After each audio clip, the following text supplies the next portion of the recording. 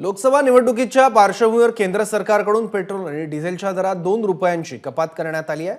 आज सकाळी 6 वाजल्यापासून नवीन दर लागू झाले आहेत। मुंबईत आज पेट्रोलचे दर 104 रुपये 15 पैसे प्रति लिटर तर डिझेलचा दर 92 रुपये 10 पैसे प्रति लिटर आहे। दर कपातीमुळे नागरिकांना मोठा दिलासा मिळाला आहे। मुंबईतून आढावा घेतला आमचे प्रतिनिधी सत्यम सिंगने।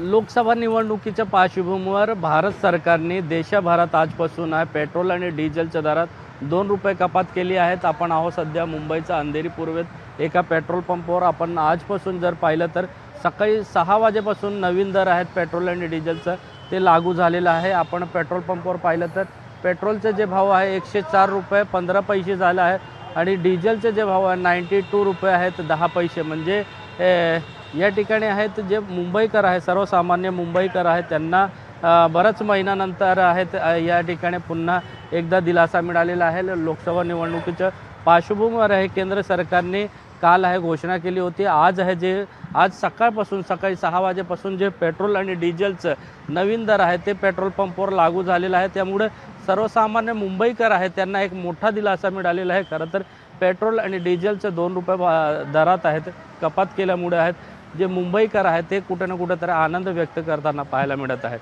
कॅमेरामॅन विजय देसाई सोबत सत्यम सिंग, एबीपी माझा, मुंबई। एबीपी माझा, उघडा डोळे बघा नीट।